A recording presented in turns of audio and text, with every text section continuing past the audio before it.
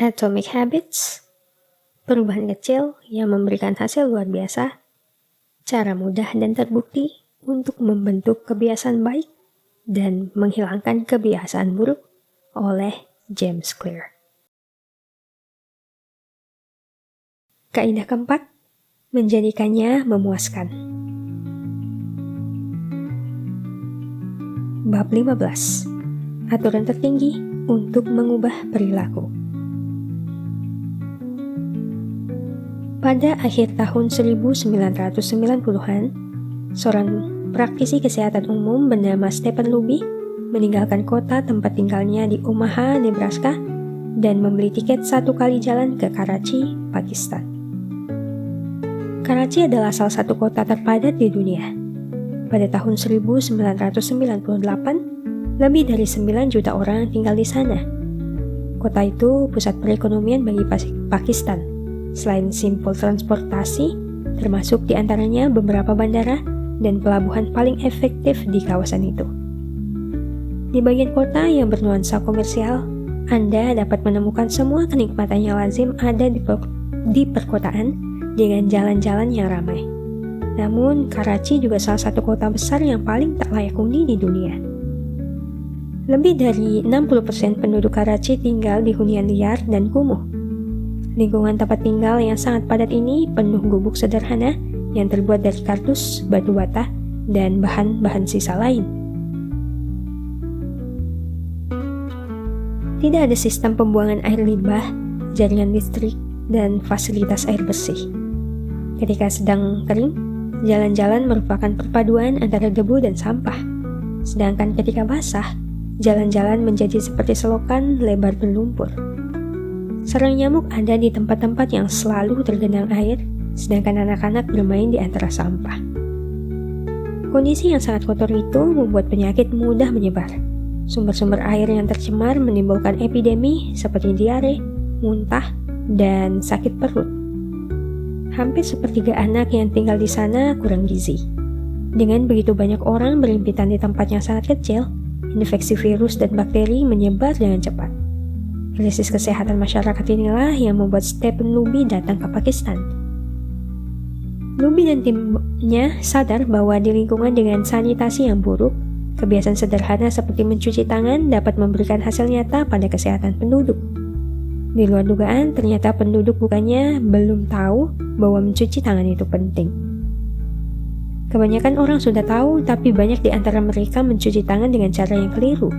Ada yang hanya mencelupkan tangan sebentar air, ada yang mencuci tangan tapi hanya sebelah, banyak yang sekadar lupa mencuci tangan sebelum menyiapkan makanan. Semua orang mengatakan mencuci tangan itu penting, tapi tidak banyak yang menjadikannya kebiasaan. Masalahnya bukan pengetahuan, masalahnya adalah konsistensi. Saat itulah Luby dan timnya bermitra dengan Procter & Gamble untuk memasok sabun Safeguard ke lingkungan tersebut. Dibandingkan sabun batangan biasa, memakai Safeguard adalah pengalaman yang lebih menyenangkan. Di Pakistan, Safeguard adalah sabun mewah, kata Luby kepada saya. Responden dalam survei umumnya mengatakan mereka sangat menyukainya. Sabun itu mudah berbusa, dan orang dapat menyabuni tangan dengan busa. Baunya harum. Dalam seketika mencuci tangan menjadi kegiatan yang lebih menyenangkan. Saya memandang sasaran promosi mencuci tangan bukan untuk mengubah perilaku, melainkan menjadikannya kebiasaan, kata Luby. Jauh lebih mudah bagi orang-orang itu untuk memakai produk yang memberikan sinyal sensoris sangat positif, misalnya rasa amin pada gigi, daripada melakukan kebiasaan yang tidak menyediakan umpan balik sensoris menyenangkan, seperti membersihkan gigi dengan benang. Tim pemasaran Procter & Gamble bercerita tentang upaya menciptakan pengalaman mencuci tangan yang positif. Dalam hitungan bulan, para peneliti menyaksikan perubahan yang cepat dalam kesehatan anak di lingkungan itu. Angka diare turun 52%, pneumonia turun 48%, dan impetigo, infeksi kulit oleh bakteri, turun sebanyak 35%. Pengaruh jangka panjangnya lebih baik lagi. 6 tahun kemudian kami mendatangi lagi beberapa keluarga di Karachi, tutur Luby. Lebih dari 95% keluarga yang pernah diberi sabun secara gratis dan diminta mencuci tangan, memiliki tempat cuci tangan dengan sabun dan air ketika tim kajian kami berkunjung. Kami sengaja tidak memberi mereka sabun selama 5 tahun. Ternyata mereka sudah terbiasa mencuci tangan, sehingga praktik itu terus dipelihara. Ini contoh yang sangat bagus untuk kaidah keempat dan terakhir dari perubahan perilaku, yaitu menjadikannya memuaskan. Kita lebih mungkin mengulang perilaku ketika pengalaman yang kita rasakan memuaskan. Ini sepenuhnya logis. Merasa senang, bahkan meskipun remeh, seperti membasuh tangan dengan sabun yang harum dan berbusa banyak, menjadi isyarat bagi otak, rasanya enak, lain kali dilakukan lagi. Kenikmatan mengajarkan pada otak bahwa suatu perilaku layak diingat dan diulang. Ambil cerita tentang permen karet. Permen karet telah diperjualbelikan pada tahun 1800-an, tapi baru ketika Wrigley meluncurkan pada tahun 1891, permen ini menjadi kebiasaannya mendunia. Versi awal permen karet terbuat dari bahan kenyal yang relatif tanpa rasa, lembut tapi tidak berasa. Wrigley merevolusi industri ini dengan menambahkan rasa seperti spearmint dan juicy fruit yang menjadikannya permen itu memiliki rasa dan membuat orang senang. Selanjutnya, mereka maju selangkah lagi dengan memperkenalkan permen karet sebagai cara untuk membuat mulut terasa bersih. Iklan-iklannya mengajak pembaca menyegarkan indera perasa mereka. Refresh your taste. Rasa yang lezat dan membuat mulut terasa segar adalah tambahannya remeh, tapi membuat produk ini memuaskan banyak orang. Konsumsi meroket dan Wrigley menjadi pabrik permen karet terbesar di dunia. Pasta gigi memiliki perjalanan yang hampir sama. Pabrik-pabriknya menikmati kesuksesan besar ketika menambahkan rasa-rasa seperti spearmint, peppermint, dan cinnamon ke produk-produknya. Rasa-rasa ini tidak meningkatkan kinerja pasta gigi. Rasa-rasa ini hanya menciptakan kesan mulut bersih dan menjadikan pengalaman menggosok gigi lebih menyenangkan. Istri saya berhenti menggunakan merek tertentu karena tidak menyukai rasa yang tertinggal setelah menggosok gigi. Ia beralih ke merek dengan rasa mint lebih kuat yang terbukti lebih memuaskan. Sebaliknya, kalau pengalaman tidak memuaskan, kecil alasan kita untuk mengulangnya. Dalam penelitian, saya mendapat cerita dari seorang perempuan yang memiliki kerabat narsistis dan membuatnya pusing 7 keliling. Dalam upaya agar tidak menghabiskan banyak waktu bersama orang ini, ia berpura-pura menjadi orang yang sangat membosankan ketika sedang bersamanya. Dalam beberapa perjumpaan, orang tadi mulai menghindarinya karena merasa si perempuan sangat tidak menarik.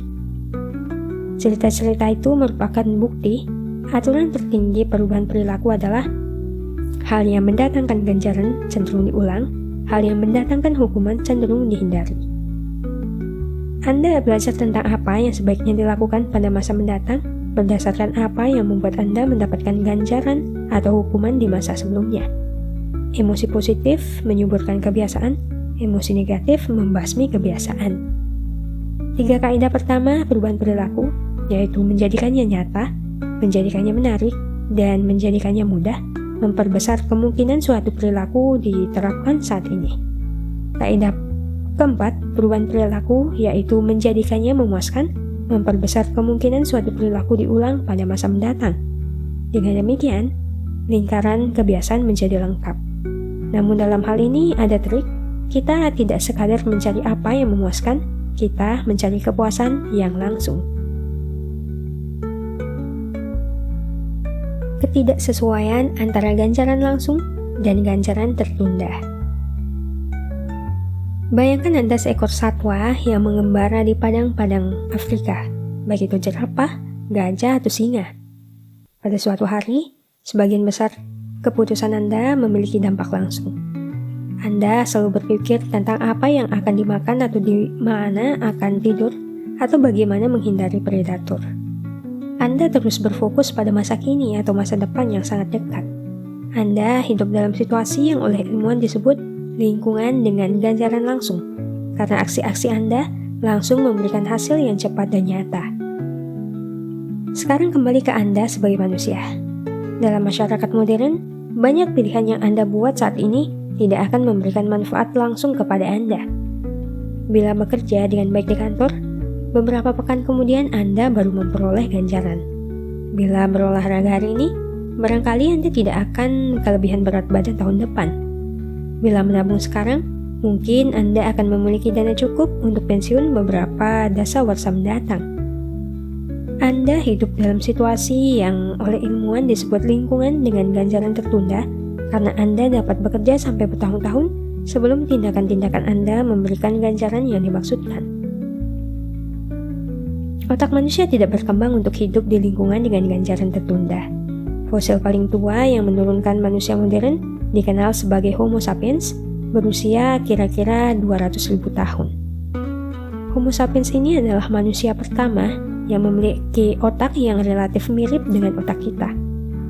Lebih khusus lagi, neokorteks atau bagian otak paling baru dan yang paling berperan dalam fungsi-fungsi lebih tinggi seperti bahasa memiliki ukuran yang kurang lebih sama baik 200.000 tahun lalu maupun sekarang. Anda saat ini berjalan-jalan menggunakan perangkat keras yang sama seperti milik nenek moyang Paleolitis Anda. Baru belakangan ini, selama sekitar 500 tahun terakhir, masyarakat manusia beralih ke lingkungan yang sebagian besar memiliki ganjaran tertunda. Dibandingkan usia otak, masyarakat modern adalah sesuatu yang betul-betul baru. Dalam 100 tahun terakhir, kita telah menyaksikan kemunculan mobil, pesawat terbang, televisi, komputer pribadi, internet, telepon pintar, dan Beyonce. Dunia telah berubah banyak dalam tahun-tahun terakhir, tapi sifat dasar manusia hanya berubah sedikit. Sama seperti hewan-hewan lain di padang rumput Afrika, nenek moyang kita menghabiskan hari-hari mereka untuk bereaksi terhadap ancaman mematikan, mengamankan makan untuk besok, dan mencari tempat berlindung dari hujan serta badai. Ini masuk akal kalau mereka memberi nilai tinggi pada pemberian ganjaran secara instan. Masa depan yang jauh tidak begitu penting, dan setelah ribuan generasi di lingkungan dengan ganjaran langsung, otak kita berkembang untuk lebih menyukai ganjaran cepat daripada ganjaran jangka panjang. Pakar ekonomi perilaku menyebut kecenderungan ini sebagai inkonsistensi waktu. Artinya, cara otak kita mengevaluasi ganjaran tidak konsisten terhadap waktu. Anda lebih menghargai masa kini daripada masa mendatang. Biasanya kecenderungan ini tidak masalah bagi kita. Ganjaran yang pasti pada masa kini umumnya lebih dihargai daripada ganjaran yang baru mungkin pada masa mendatang. Namun terkadang kecenderungan kita terhadap pemberian ganjaran instan menimbulkan masalah. Mengapa orang merokok kalau tahu kebiasaan itu meningkatkan resiko menderita kanker paru? Mengapa orang makan berlebihan padahal tahu hal itu meningkatkan resiko obesitas? Mengapa orang melakukan hubungan seks yang tidak aman, padahal tahu hal itu bisa membuat mereka tertular penyakit? Begitu Anda paham bagaimana otak membuat prioritas tentang ganjaran, jawabannya menjadi jelas, yaitu akibat yang ditimbulkan oleh kebiasaan buruk datang belakangan, sedangkan ganjarannya yang menyenangkan datang dalam seketika. Merokok mungkin mencabut nyawa Anda 10 tahun mendatang, tapi merokok menghilangkan stres dan memenuhi hasrat Anda untuk mendapatkan nikotin sekarang. Makan berlebihan berbahaya dalam jangka panjang, tapi sangat menggiurkan saat ini. Seks, aman atau tidak, memberikan kenikmatan secara langsung. Penyakit dan infeksi baru muncul berhari-hari, atau berminggu-minggu, atau bahkan bertahun-tahun kemudian. Setiap kebiasaan mendatangkan hasil tidak hanya satu sejalan dengan waktu. Sayangnya hasil-hasil ini seringkali tidak bersesuaian. Dengan kebiasaan buruk, hasil yang langsung biasanya terasa baik, padahal hasil akhirnya terasa buruk. Dengan kebiasaan baik, yang terjadi kebalikannya, yaitu hasil langsung tidak dapat dinikmati, tapi hasil akhirnya terasa baik. Ekonom Prancis Frédéric Bastiat menerangkannya dengan jelas ketika menulis. Hampir semua terjadi bahwa ketika akibat langsung lebih disukai, akibat susulannya adalah bencana, dan sebaliknya, seringkali makin manis buah pertama kebiasaan, makin pahit buah yang belakangan. Dengan kata lain, kerugian kebiasaan baik Anda ada di masa kini, sedangkan kerugian kebiasaan buruk ada di masa mendatang. Kecenderungan otak memprioritaskan masa kini membuat Anda tidak dapat bergantung pada niat baik. Ketika membuat rencana, baik menurunkan berat badan, menulis buku, atau belajar bahasa, Anda sesungguhnya membuat rencana untuk diri Anda di masa mendatang. Dan ketika membayangkan hidup yang Anda inginkan kelak, mudah untuk melihat nilai dalam tindakan yang terkait dengan manfaat jangka panjang. Kita semua menginginkan kehidupan yang lebih baik bagi diri kita di masa mendatang. Kendati demikian, ketika saat membuat keputusan tiba, pemberian ganjaran secara instan biasanya menang. Anda tak lagi membuat pilihan untuk Anda masa mendatang, mimpi Anda untuk menjadi lebih sehat, lebih kaya, atau lebih bahagia. Anda memilih Anda masa kini yang ingin mendapatkan perhatian penuh, dimanja, dihibur. Sebagai aturan umum, makin langsung kesenangan yang didapatkan dari suatu tindakan, makin serius Anda harus bertanya tentang apakah itu selaras dengan sasaran-sasaran jangka panjang Anda. Dengan pemahaman yang lebih utuh atas apa yang menyebabkan otak mengulang sejumlah perilaku dan menghindari yang lain, mari kita memperbarui aturan tertinggi perubahan perilaku, yaitu yang mendapatkan ganjaran langsung akan diulang, yang membuat kita dihukum secara langsung cenderung dihindari. Preferensi kita terhadap pemberian ganjaran secara instan menyingkapkan kebenaran penting tentang kesuksesan, yaitu karena rangkaian di otak kita, banyak orang akan menghabiskan waktu seharian untuk mengejar kepuasan sesaat. Jalan yang paling jarang dilewati adalah jalan dengan pemberian ganjaran yang tertunda. Bila bersedia menunggu ganjaran, Anda akan menghadapi lebih sedikit persaingan dan seringkali mendapatkan ganjaran lebih besar. Seperti kata pepatah, kilometer terakhir selalu menjadi tempat yang paling lenggang. Inilah tepatnya yang ditunjukkan oleh penelitian. Orang yang lebih baik dalam menunda ganjaran memiliki skor SAT yang lebih tinggi. Lebih sedikit menjadi penyalahguna narkoba, lebih kecil kemungkinan menderita obesitas, lebih baik dalam mengatasi stres, dan menjadi juara dalam keterampilan sosial. Kita semua menyaksikan perannya dalam kehidupan kita sendiri. Jika menunda menonton televisi dan menyelesaikan dulu pekerjaan rumah Anda umumnya akan belajar lebih banyak dan memperoleh nilai lebih tinggi. Bila tidak berbelanja camilan di toko, Anda seringkali akan makan panganan lebih sehat setiba di rumah. Pada tahap tertentu, kesuksesan dalam hampir setiap bidang menuntut Anda mengabaikan ganjaran langsung demi mendapatkan ganjaran yang tertunda. Berikut masalahnya. Kebanyakan orang tahu bahwa menunda pemberian ganjaran adalah tindakan yang bijaksana. Mereka menginginkan manfaat dari kebiasaan-kebiasaan baik menjadi sehat, menjadi produktif, merasa damai. Akan tetapi, hal-hal ini jarang berada di urutan teratas pada momen-momen yang menentukan. Untungnya, Anda masih mungkin melatih diri untuk menunda pemberian ganjaran. Tapi, Anda perlu bekerja sesuai yang sudah digariskan untuk manusia, bukan melawannya. Cara terbaik untuk melakukannya adalah dengan menambahkan sedikit unsur kenikmatan langsung pada kebiasaan-kebiasaan yang akan memberikan ganjaran jangka panjang dan sedikit unsur kepahitan langsung pada kebiasaan-kebiasaan yang berakibat buruk pada jangka panjang. Cara mengubah pemberian ganjaran secara instan agar bermanfaat. Yang paling penting dalam membuat kebiasaan bertahan adalah merasa sukses, bahkan meskipun kesuksesan itu kecil. Rasa sukses adalah tanda bahwa kebiasaan Anda terbayar, juga bahwa upaya itu layak diperjuangkan. Dalam dunia yang sempurna, ganjaran untuk kebiasaan baik adalah kebiasaan itu sendiri. Dalam dunia nyata, kebiasaan baik cenderung terasa berharga hanya setelah kebiasaan itu memberi Anda sesuatu. Awalnya semua setara dengan pengorbanan. Anda sudah berolahraga beberapa kali, tapi belum menjadi lebih kuat, lebih bugar, atau lebih cepat. Setidaknya belum menunjukkan kemajuan yang terlihat. Baru beberapa bulan kemudian, setelah lengan Anda menjadi lebih kekar, lebih mudah bagi Anda untuk berangkat ke tempat latihan. Pada awalnya Anda memerlukan alasan untuk tetap berlatih. Itulah sebabnya ganjaran langsung sangatlah penting. Ganjaran langsung membuat Anda tetap bersemangat, sementara ganjaran tertunda akan terakumulasi di latar belakang. Yang sesungguhnya kita bahas adalah, ketika bicara tentang ganjaran langsung, adalah babak akhir suatu perilaku. Babak akhir pengalaman apapun sangatlah penting, karena kita cenderung mengingatnya dibanding babak-babak lain. Anda ingin babak akhir kebiasaan Anda menjadi sesuatu yang memuaskan. Pendekatan terbaik adalah menggunakan penguatan ulang atau reinforcement yang merujuk ke proses penggunaan ganjaran langsung untuk meningkatkan frekuensi perilaku.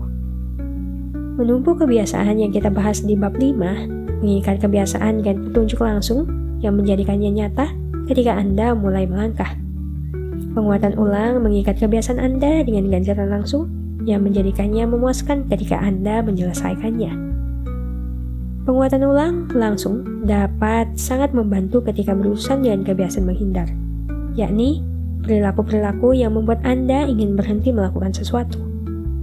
Sulit sekali bertahan dengan kebiasaan-kebiasaan seperti tidak belanja yang tidak-tidak atau berhenti minum alkohol bulan ini, karena tidak ada yang terjadi ketika Anda tidak membeli sepatu atau melewatkan ritual minum-minum bersama teman. Akan sulit merasa puas jika sebelumnya memang tidak ada tindakan.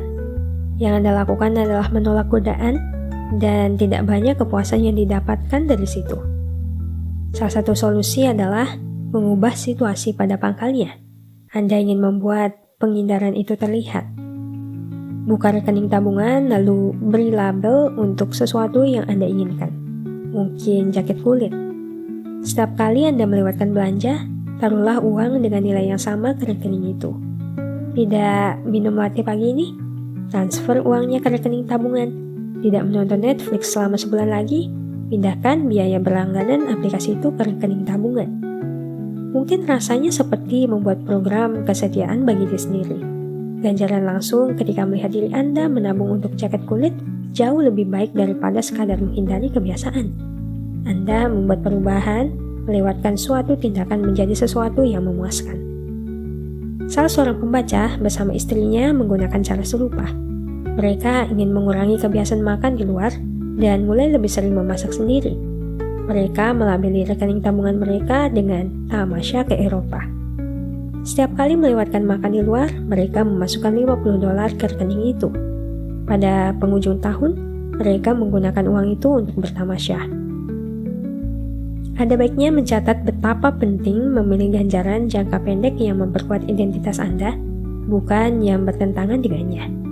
Membeli jaket baru itu baik bila Anda sedang berusaha menurunkan berat badan atau membaca lebih banyak buku, tapi tidak ada gunanya jika Anda sedang mencoba mengatur pengeluaran dan menabung. Di pihak lain, mandi busa atau berjalan-jalan santai adalah contoh bagus untuk menghadiahi diri sendiri dengan waktu luang, yang selaras dengan sasaran akhir berupa kebebasan dan kemerdekaan finansial yang lebih besar. Begitu pula, bila memberi ganjaran untuk rajin berolahraga adalah dengan makan semangkuk besar es krim, berarti Anda memilih hal yang bertentangan. Dan akhirnya, semua sia-sia. Sebaliknya, mungkin ganjaran yang Anda berikan adalah pijat, yang terbilang mewah dan bermanfaat bagi perawatan tubuh. Ganjaran jangka pendek diselaraskan dengan visi jangka panjang, yaitu menjadi orang yang sehat.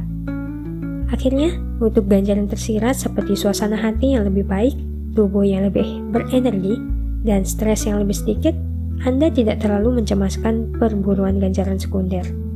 Identitas menjadi penguat ulang. Anda melakukannya karena hal itu menunjukkan siapa diri Anda dan terasa menyenangkan. Makin sering kebiasaan itu menjadi bagian dalam hidup Anda, makin sedikit kebutuhan Anda untuk mencari dorongan dari luar. Insentif dapat memulai kebiasaan, identitas mempertahankan kebiasaan. Artinya, perlu waktu agar ada cukup banyak bukti untuk memunculkan identitas baru. Penguatan ulang langsung membantu mempertahankan motivasi dalam jangka pendek, sedangkan Anda menunggu kedatangan ganjaran jangka panjang. Untuk ringkasnya, kebiasaan harus dapat dinikmati supaya berumur panjang. Penguatan kecil dan sederhana seperti sabun yang sangat harum atau pasta gigi yang mengandung bahan penyegar atau melihat tabungan Anda cukup besar dapat menawarkan kesenangan langsung yang Anda perlukan untuk menikmati kebiasaan. Dan perubahan menjadi mudah ketika perubahan itu dapat dinikmati.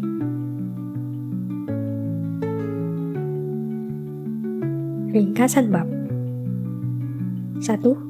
Kaidah keempat perubahan perilaku adalah menjadikannya memuaskan. 2. kita lebih mungkin mengulang perilaku ketika pengalaman itu memuaskan. 3. Otak manusia berkembang untuk memprioritaskan ganjaran langsung dibanding ganjaran tertunda.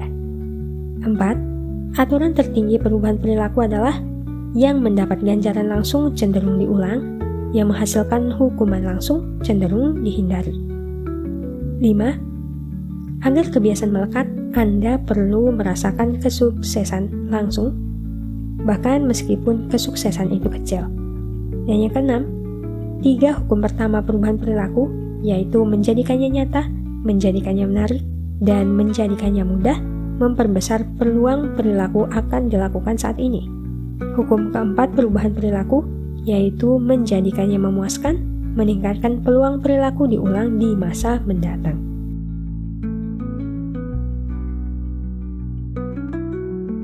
Bab 16. Bagaimana mempertahankan kebiasaan baik setiap hari. Pada tahun 1993, sebuah bank di Abbotsford, Kanada, merekrut pialang saham 23 tahun bernama Trent Dearsmith. Abbotsford adalah wilayah pinggiran kota yang relatif kecil yang hanya seperti bayangan kota besar terdekatnya, Vancouver, tempat sebagian besar transaksi bisnis terjadi.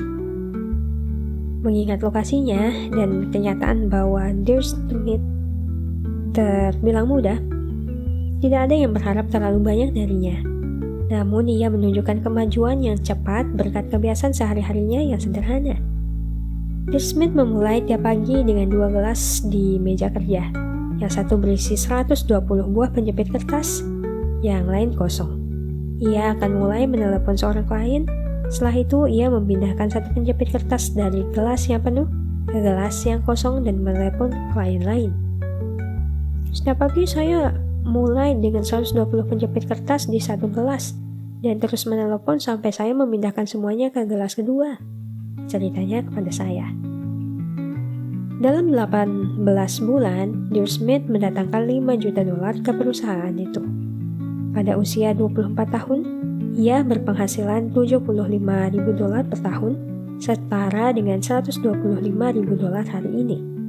Tidak lama setelahnya, ia pindah ke sebuah perusahaan lain dengan gaji jutaan dolar.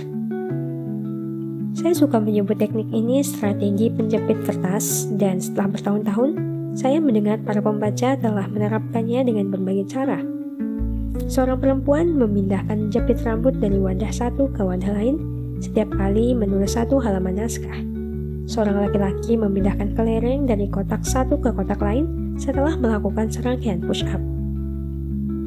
Mendapatkan kemajuan adalah hal yang memuaskan, dan ukuran-ukuran yang dapat dilihat, misalnya memindahkan penjepit kertas atau jepit rambut atau kelereng, memberikan bukti yang jelas tentang kemajuan Anda. Alhasil, kemajuan itu menguatkan perilaku Anda dan menambah sedikit kepuasan langsung pada suatu kegiatan.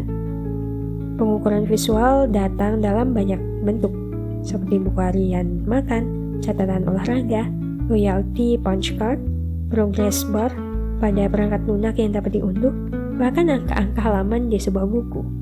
Akan tetapi, barangkali cara terbaik untuk mengukur kemajuan Anda adalah menggunakan pemantauan kebiasaan.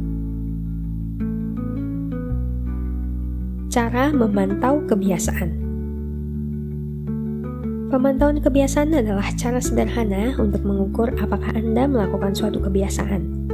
Format yang paling dasar adalah menyediakan kalender dan menyilang tanggal setiap kali Anda mempertahankan suatu rutinitas. Sebagai contoh, jika Anda bermeditasi pada Senin, Rabu, dan Jumat, tiap tanggal di hari-hari tersebut itu mendapat tanda silang. Sejalan dengan waktu, kalender itu seperti rekaman untuk perjalanan kebiasaan Anda. Banyak orang telah memantau kebiasaan mereka, tapi barangkali yang paling terkenal adalah Benjamin Franklin. Sejak usia 20 tahun, Franklin membawa buku kecil kemanapun ia pergi dan menggunakannya untuk memantau 13 hal pribadinya yang positif. Daftar ini meliputi sasaran-sasaran seperti tidak membuang waktu, selalu melakukan sesuatu yang berguna, dan menghindari perbincangan omong kosong. Pada penghujung hari, Franklin membuka buku kecilnya dan mencatat kemajuan-kemajuannya. Jeffrey Seinfeld konon menggunakan pemantauan kebiasaan untuk kewajibannya menulis materi lawakan. Dalam dokumenter berjudul Komedian, ia menerangkan bahwa sasarannya semata tidak pernah memutus rantai menulis materi lawakan setiap hari. Dengan kata lain, ia tidak berfokus pada seberapa baik atau seberapa buruk suatu lawakan atau seberapa besar inspirasi yang ia rasakan. Ia hanya berfokus pada membuat rangkaian makin panjang. Jangan memutus rantai adalah mantra yang dahsyat.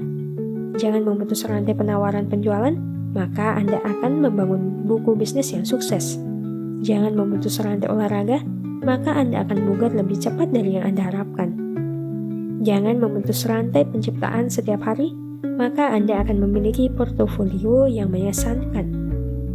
Pemantau kebiasaan efektif karena memperbesar manfaat hukum perubahan perilaku berkali-kali lipat. Mantra ini secara serentak menjadikan suatu perilaku nyata, menarik, dan memuaskan. Mari menguraikannya satu demi satu. Manfaat pertama yaitu pemantau kebiasaan itu terlihat. Mencatat aksi terakhir Anda menciptakan pemicu yang dapat menginisiasi langkah berikutnya. Pemantau kebiasaan secara alami membangun serangkaian petunjuk visual seperti tanda silang pada kalender atau daftar makanan dalam catatan makan Anda. Ketika memandang kalender dan melihat rekam jejak Anda diingatkan untuk melakukannya lagi. Penelitian menunjukkan bahwa orang yang memantau kemajuan sasaran-sasaran mereka, seperti menurunkan berat badan, berhenti merokok, dan menurunkan tekanan darah lebih mungkin menaikkan peluang mereka daripada yang tidak. Studi terhadap lebih dari 600 orang menemukan bahwa mereka yang membuat catatan makan tiap hari berhasil menurunkan berat 2 kali lebih banyak daripada yang tidak. Aksi memantau perilaku dapat memicu dorongan untuk mengubahnya. Pemantau kebiasaan juga membuat Anda tetap jujur. Kebanyakan kita mempunyai pandangan yang terdistorsi tentang perilaku kita sendiri.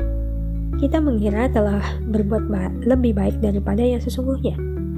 Pengukuran menawarkan cara untuk mengatasi kebutaan kita terhadap perilaku kita sendiri dan melihat apa yang terjadi sesungguhnya setiap hari. Sekali pandang ke penjepit kertas dalam gelas membuat Anda langsung tahu berapa banyak yang sudah atau belum Anda lakukan. Ketika bukti berada tepat di depan Anda, lebih kecil kemungkinan Anda berbohong pada diri sendiri. Manfaat kedua adalah pemantau kebiasaan itu menarik. Bentuk motivasi yang paling efektif adalah kemajuan. Ketika memperoleh sinyal bahwa kita sedang maju, kita menjadi lebih termotivasi untuk meneruskan di jalan yang sama. Dengan cara ini, pemantau kebiasaan bisa mempunyai efek ketagihan pada motivasi. Setiap kemenangan kecil akan menyegarkan hasrat Anda. Ini bisa efektif khususnya ketika Anda mengalami hari yang buruk. Ketika sedang merasa terpuruk, mudah bagi Anda untuk melupakan semua kemajuan yang sudah Anda capai. Pemantau kebiasaan menyediakan bukti visual tentang kerja keras Anda, pengingat tentang sejauh mana Anda telah menempuh perjalanan. Selain itu, kotak kosong yang Anda lihat tiap pagi dapat memotivasi Anda untuk mulai, karena Anda tidak ingin kehilangan kemajuan dengan memutuskan rangkaian. Kemudian manfaat ketiga adalah pemantau kebiasaan itu memuaskan. Ini manfaat paling penting di antara semua. Memantau kebiasaan dapat menjadi bentuk ganjaran tersendiri. Anda bisa merasa puas ketika menyilang sesuatu dari daftar, melengkapi isian dalam catatan olahraga, atau menyilang tanggal pada kalender. Anda bisa merasa puas ketika melihat hasil-hasil Anda tumbuh, baik itu ukuran portofolio investasi, panjang naskah buku, dan kalau Anda merasa puas, besar kemungkinan Anda untuk bertahan.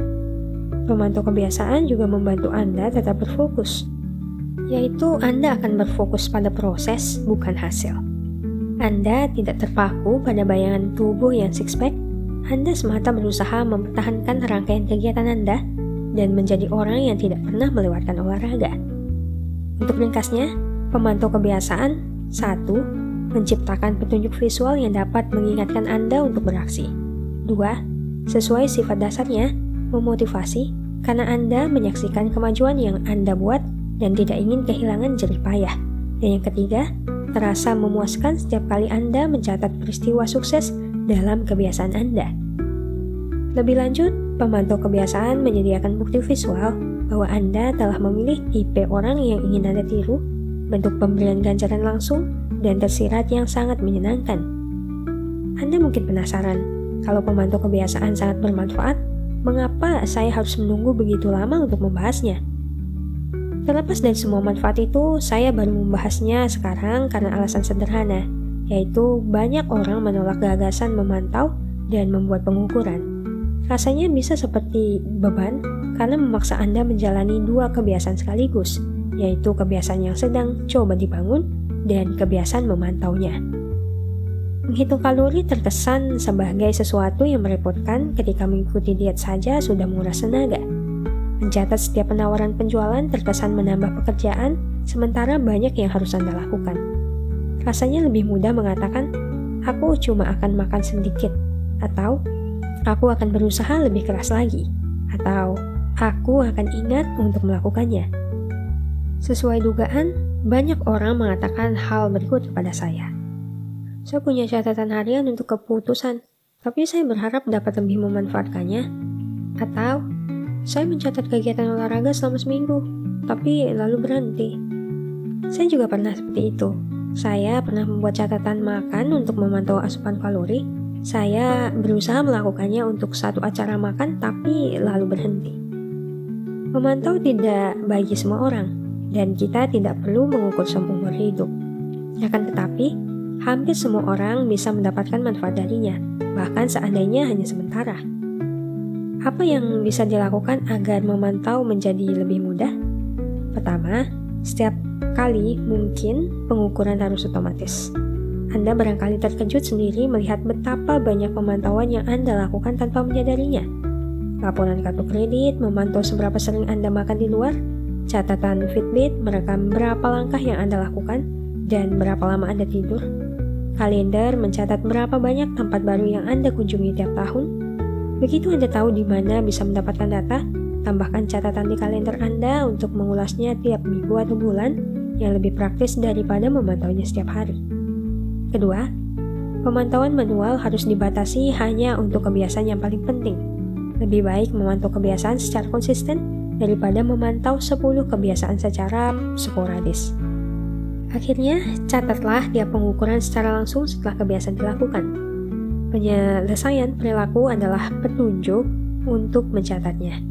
Pendekatan ini memungkinkan Anda menggabungkan metode menumpuk kebiasaan yang dibahas di bab 5 dengan memantau kebiasaan. Rumus untuk menumpuk kebiasaan plus memantau kebiasaan adalah, setelah kebiasaan saat ini, aku akan memantau kebiasaanku. Misalnya, setelah meletakkan telepon sehabis melakukan penawaran penjualan, aku akan memindahkan penjepit kertas. Atau yang lain, setelah menyelesaikan serangkaian latihan, aku akan mencatatnya dalam buku harian olahraga. Kemudian misalkan, setelah menaruh piring di bak cuci, aku akan mencatat apa yang kumakan. Taktik-taktik ini dapat menjadikan pemantauan kebiasaan Anda lebih mudah, bahkan seandainya Anda bukan tipe orang yang gemar mencatat perilaku sendiri. Menurut saya, pengukuran selama beberapa pekan akan membuka wawasan Anda. Selalu menyenangkan untuk dapat melihat bagaimana sesungguhnya Anda telah menghabiskan waktu. Artinya, setiap rangkaian kebiasaan berakhir di suatu titik, dan lebih penting daripada tiap pengukuran adalah ketika Anda mempunyai rencana yang bagus saat kebiasaan Anda melenceng dari realnya. Cara pulih dengan cepat ketika rangkaian kebiasaan Anda terputus. Tak peduli seberapa konsisten Anda dengan kebiasaan Anda, tanpa dapat dihindari, hidup akan menginterupsi Anda entah kapan. Anda tak mungkin sempurna. Setelah berjalan beberapa waktu, boleh jadi situasi darurat muncul, seperti misalkan Anda tiba-tiba sakit, atau harus melakukan perjalanan dinas yang jauh, atau keluarga Anda memerlukan waktu Anda lebih banyak. Setiap kali ini terjadi pada saya berusaha mengingatkan diri pada aturan sederhana, yaitu jangan pernah bolos 2 kali. Kalau suatu hari terpaksa bolos, saya akan berusaha menggantikannya secepat mungkin. Tidak berolahraga 1 kali pernah terjadi, Tapi saya tidak akan bolos sampai 2 kali berturut-turut. Barangkali saya akan makan seluruh pizza yang menjadi jatah saya dalam suatu acara, tetapi saya akan melanjutkannya dengan makan yang sehat. Saya mustahil menjadi sempurna, tapi saya bisa menghindari bolos kedua. Segera setelah suatu rangkaian terputus, saya langsung menggantikannya dengan rangkaian baru. Kesalahan pertama tidak pernah membuat Anda hancur. Spiral pengulangan kesalahanlah yang dapat mengarah ke sana. Bolos 1 kali hanyalah kecelakaan, mangkir 2 kali sama dengan awal kebiasaan baru. Disinilah letak perbedaan antara pemenang dan pecundang. Siapapun dapat membuat kesalahan 1 kali, kecelakaan dalam olahraga atau kesialan dalam pekerjaan. Namun, ketika orang sukses gagal, mereka pulih dengan cepat. Terputusnya kebiasaan bukan masalah kalau kebiasaan itu dengan segera dijalankan lagi. Menurut saya, prinsip ini sangat penting sehingga terus saya jadikan pegangan kalau tidak dapat menjalankan kebiasaan dengan mulus atau menyelesaikannya seperti yang saya inginkan. Terlalu sering kita terjatuh ke siklus all or nothing dalam kebiasaan kita. Masalahnya adalah masuk ke pola pikir bahwa kalau kita tidak melakukan sesuatu dengan sempurna, tidak usah melakukannya sama sekali. Anda tidak sadar betapa berharga tindakan sekadar datang ke tempat latihan pada hari-hari sial atau sibuk Anda. Rugi karena bolos lebih besar daripada keuntungan jika Anda berusaha bangkit lagi. Jika Anda mulai dengan $100, lalu mendapat untung 50%, uang Anda menjadi $150. Akan tetapi, Anda hanya perlu rugi 33% untuk membawa kembali ke $100. Dengan kata lain, menghindari rugi 33% sama berharganya dengan meraih keuntungan 50%. Seperti dikatakan oleh Charlie Munger, yaitu aturan pertama dalam penggabungan atau compounding adalah jangan pernah menginterupsi kalau tidak terpaksa. Itulah sebabnya berlatih meskipun buruk tetap paling penting. Tetap berlatih meskipun tidak maksimal berfungsi mempertahankan manfaat yang telah terkumpul dari hari-hari latihan terdahulu. Cukup melakukan sesuatu, baik 10 kali squat, 5 kali sprint, atau yang lain, akan sangat berharga. Jangan sampai tidak berusaha sama sekali. Jangan sia-siakan hasil yang sudah terkumpul selama ini.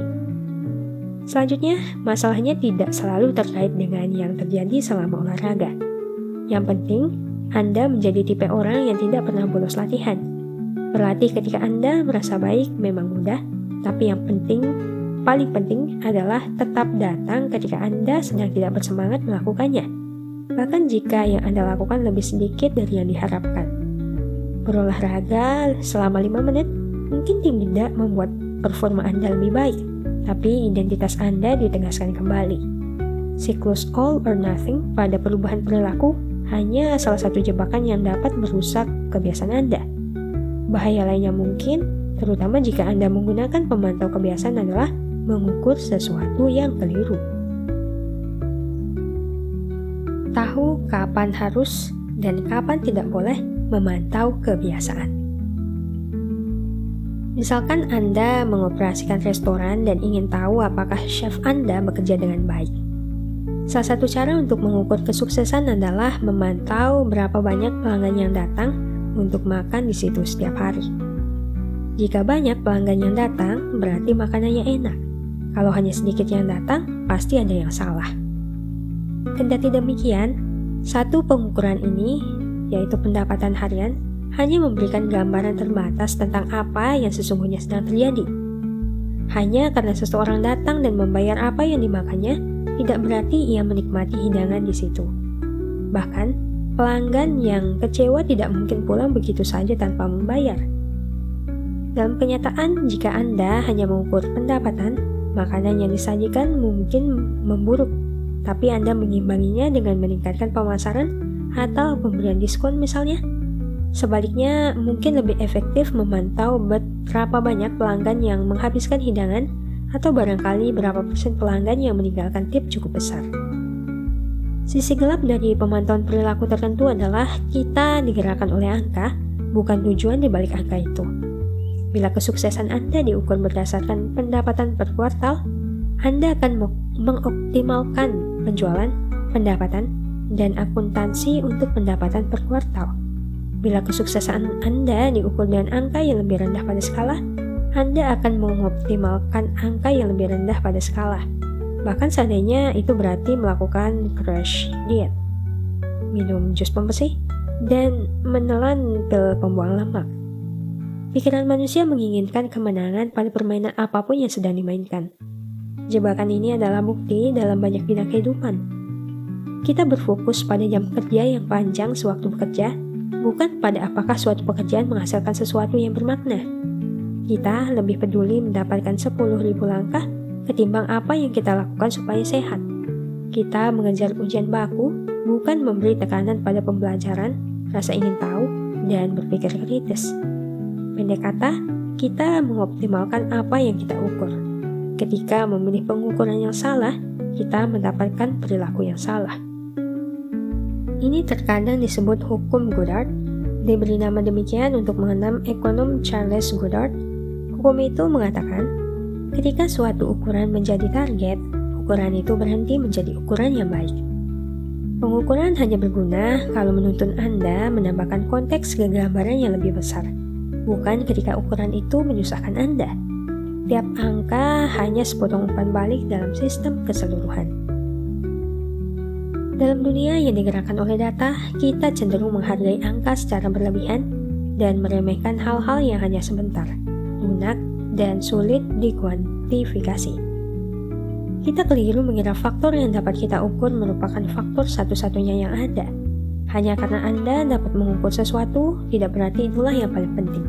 Dan hanya karena Anda tidak dapat mengukur sesuatu, tidak berarti itu sama sekali tidak penting. Semua ini bertujuan mengatakan pentingnya menjaga pemantauan kebiasaan di tempatnya yang sesuai. Mencatat kebiasaan dan memantau kemajuan bisa terasa memuaskan, tapi pengukuran bukan satu-satunya yang penting. Lebih lanjut, ada banyak cara untuk mengukur kemajuan, dan kadang ada baiknya memindahkan fokus pada sesuatu yang sama sekali berbeda. Ini sebabnya, kemenangan-kemenangan tak berskala bisa efektif untuk menurunkan berat badan. Angka pada timbangan mungkin keras kepala, jadi jika Anda hanya berfokus pada angka itu, motivasi Anda akan menurun. Namun Anda mungkin melihat bahwa kulit Anda terlihat lebih baik, atau Anda bangun lebih pagi, atau gairah seks Anda meningkat. Semua ini adalah cara yang sahih untuk memantau perbaikan. Jika Anda tidak merasa termotivasi oleh angka pada timbangan, barangkali sudah waktunya berfokus pada pengukuran yang berbeda yang memberi Anda lebih banyak sinyal kemajuan. Tak peduli bagaimana Anda mengukur perbaikan Anda, pemantauan kebiasaan menawarkan cara sederhana untuk menjadikan kebiasaan Anda lebih memuaskan. Tiap pengukuran menyediakan sedikit bukti kecil bahwa Anda bergerak ke arah yang benar dan Anda kenikmatan langsung meski sebentar untuk pekerjaan yang dijalankan dengan baik. Ringkasan bab 1. Salah satu perasaan yang paling memuaskan adalah perasaan bahwa kita mengalami kemajuan. Kedua, pemantauan kebiasaan adalah cara sederhana untuk mengukur apakah Anda melakukan kebiasaan, misalnya membuat tanda silang pada kalender. 3. Pemantauan kebiasaan dan bentuk pengukuran visual lain dapat menjadikan kebiasaan Anda memuaskan dengan menyediakan bukti yang jelas tentang kemajuan Anda. 4. Jangan memutus rantai. Cobalah mempertahankan rangkaian kebiasaan tetap berjalan. 5. Jangan pernah membolos atau mangkir 2 kali. Kalau Anda mangkir pada suatu hari, cobalah kembali ke jalan yang benar secepat mungkin. Dan yang keenam, hanya karena Anda dapat mengukur sesuatu, tidak berarti ukuran adalah yang paling penting.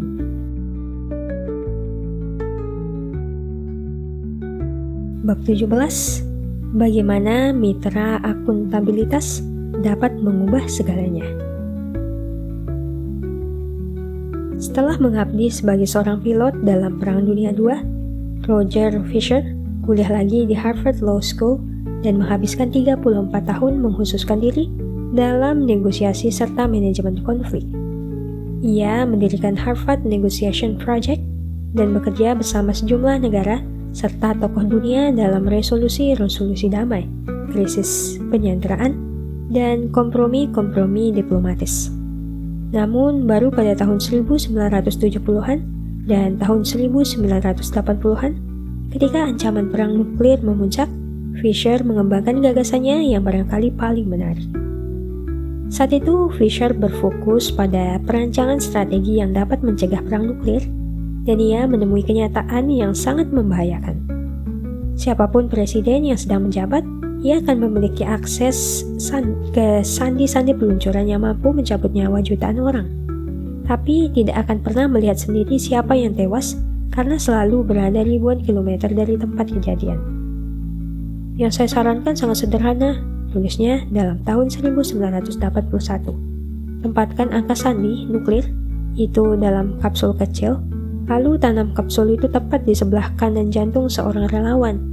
Relawan itu akan selalu membawa sebilah pisau jagal yang besar dan berat setiap kali sedang mendampingi presiden. Seandainya presiden sampai ingin meluncurkan senjata nuklir, satu-satunya yang dapat ia perbuat adalah terlebih dahulu membunuh relawan itu dengan tangannya sendiri, mencabut nyawa orang yang sama-sama manusia. Presiden akan berkata, "George, maaf, tapi puluhan juta orang lain itu harus mati." Ia harus melihat orang itu dan merasakan apa yang disebut kematian. Kematiannya sia-sia, darah di karpet Gedung Putih. Sang presiden harus merasakan sendiri realitas itu. Ketika saran itu saya sampaikan kepada teman-teman di Pentagon, tanggapan mereka adalah, "Ya Tuhan, itu mengerikan sekali. Harus mencabut nyawa seseorang akan membuat keputusan presiden terdistorsi. Ia mungkin tidak pernah menekan tombol."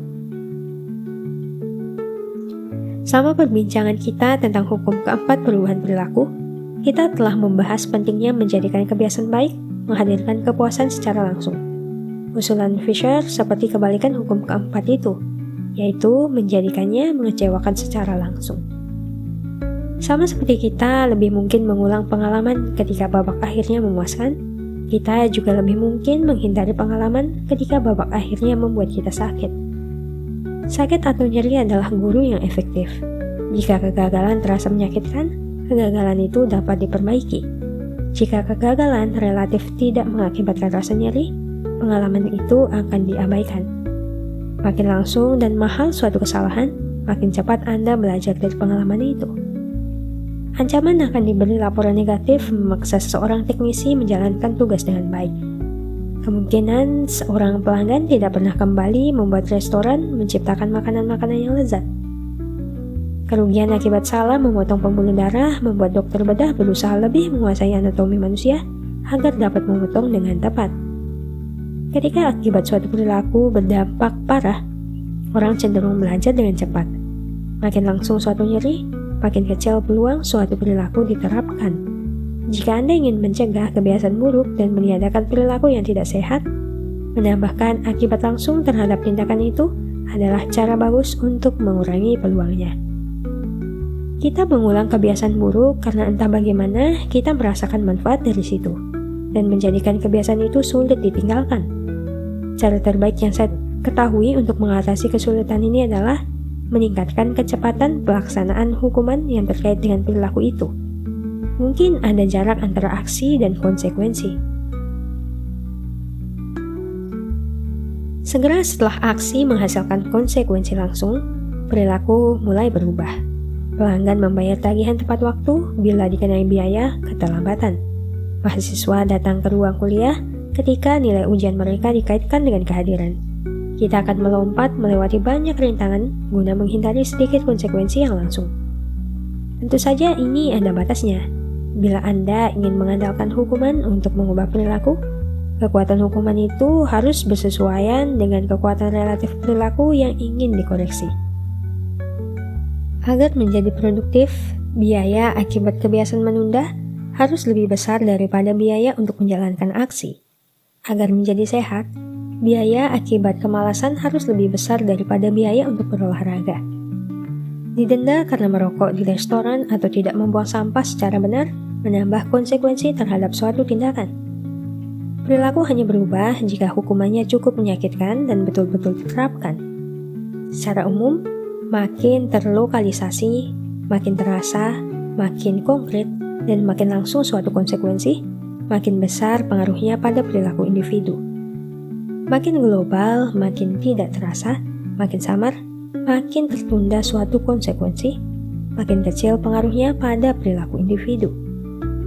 Untungnya ada cara langsung untuk memperbesar biaya langsung terhadap suatu kebiasaan buruk, yaitu membuat kontrak kebiasaan.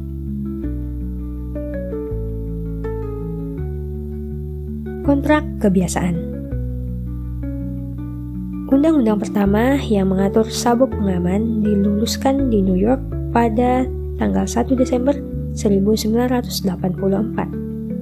Pada waktu itu, hanya 14% orang di Amerika Serikat yang memakai sabuk pengaman secara teratur. Tapi hal itu segera berubah. Dalam 5 tahun, setengah warga Amerika Serikat mengenakan sabuk pengaman. Saat ini, mengenakan sabuk pengaman diwajibkan oleh undang-undang di 49 dari 50 negara bagian. Dan tidak hanya di atas kertas, jumlah orang yang mengenakan sabuk pengaman juga telah berubah secara dramatis. Pada tahun 2016, lebih dari 88% orang Amerika memakai sabuk pengaman setiap kali masuk ke mobil. Dalam hanya 30 tahun lebih sedikit, kebiasaan jutaan orang telah berubah secara total. Undang-undang dan regulasi adalah contoh bagaimana pemerintah dapat mengubah kebiasaan dengan menciptakan kontrak sosial. Sebagai masyarakat, kita secara kolektif sepakat untuk mematuhi aturan-aturan tertentu, lalu menegakkannya sebagai kelompok. Setiap kali aturan perundang-undangan baru berpengaruh terhadap perilaku, baik undang-undang sabuk pengaman, larangan merokok di restoran, kewajiban mengolah limbah, itu menjadi contoh tentang kontrak sosial yang membentuk kebiasaan-kebiasaan kita. Dalam hal ini, kelompok sepakat untuk bertindak dengan cara tertentu, dan jika tidak mematuhinya, Anda akan dihukum. Sama seperti pemerintah menggunakan undang-undang untuk membuat warganya akuntabel, Anda dapat menciptakan kontrak kebiasaan untuk membuat diri sendiri akuntabel. Kontrak kebiasaan adalah kesepakatan lisan atau tertulis ketika Anda menyatakan komitmen terhadap kebiasaan tertentu serta hukuman yang akan terjadi seandainya Anda tidak mengikutinya. Brian Harris, pebisnis dari Nashville, Tennessee, adalah orang pertama yang saya lihat menerapkan strategi ini. Tak lama setelah kelahiran putranya, Harris sadar ia ingin menurunkan bobot beberapa kilogram. Ia menulis kontrak kebiasaan antara dirinya sendiri, istrinya, dan pelatih pribadinya. Versi pertamanya berbunyi, sasaran pertama Brian untuk Q1 2017 adalah mulai makan dengan benar lagi agar ia merasa lebih baik, terlihat lebih baik, dan berhasil meraih sasaran jangka panjang untuk memiliki timbangan 100 kg dengan 10% lemak tubuh. Di bawah pernyataan itu, Harris membeberkan peta jalan untuk meraih hasil idealnya. Fase 1, kembali ke diet ketat atau slow carb di Q1. Fase 2, memulai program pemantauan makronutrien yang ketat di Q2. Fase 3, memperbaiki dan mempertahankan detail program diet dan olahraganya di Q3. Akhirnya ia mencatat tiap kebiasaan harian yang akan mengantarnya ke sasaran. Sebagai contoh, catat semua makanan yang ia konsumsi tiap hari berikut hasil penimbangan badannya tiap hari. Selanjutnya ia menuliskan hukuman seandainya tidak mematuhi kontrak, yaitu kalau Brian tidak melaksanakan kedua hal ini, konsekuensi berikut terpaksa diterapkan, yaitu ia harus berpakaian lengkap tiap hari dan tiap minggu pagi sampai 1 kuartal berakhir. Yang dimaksudkan dengan berpakaian lengkap adalah tidak mengenakan jeans, t-shirt, jaket bertudung, atau celana pendek. Ia juga akan memberi Joey atau pelatihnya $200 untuk digunakannya semaunya kalau melewatkan pencatatan makanan untuk sehari. Di bagian bawah kontrak itu, Harris, istrinya, dan pelatihnya membubuhkan tanda tangan. Reaksi awal saya adalah kontrak seperti ini terkesan terlalu formal dan berlebihan, terutama tanda tangan. Namun, Harris meyakinkan saya bahwa menandatangani kontrak adalah indikasi keseriusan. Setiap kali melewatkan bagian ini, katanya, hampir seketika saya mulai kendur. 3 bulan kemudian setelah mencapai target QH, Harris meningkatkan sasaran. Konsekuensi juga ditingkatkan. Kalau melewatkan target karbohidrat dan protein, ia harus membayar pelatihnya $100. Kalau lupa menimbang badan, ia harus memberi istrinya $500 untuk dipakai sesukanya. Barangkali yang paling menyakitkan, Kalau lupa berlatih sprint, ia harus memakai pakaian resmi setiap hari dan mengenakan topi Alabama sampai akhir kuartal, yang lebih pahit daripada hukuman lain.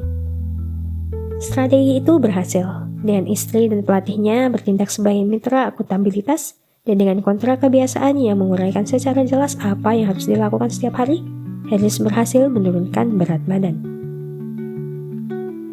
Untuk menjadikan kebiasaan buruk mengecewakan, opsi terbaik Anda adalah menjadikan kebiasaan itu menyakitkan saat itu juga. Menyusun kontrak kebiasaan adalah cara langsung untuk melakukannya. Bahkan seandainya Anda tidak ingin menyusun kontrak kebiasaan selengkap itu, memiliki mitra akuntabilitas sudah sangat membantu. Pelawak Margaret Cho menulis lawakan atau lagu setiap hari. Ia menjadikan satu lagu per hari sebagai tantangan di depan temannya yang membantunya tetap akuntabel. Tahu ada seseorang yang menyaksikan dapat menjadi motivator yang dahsyat. Anda hampir tidak mungkin menunda-nunda atau menyerah karena kerugian langsungnya ada.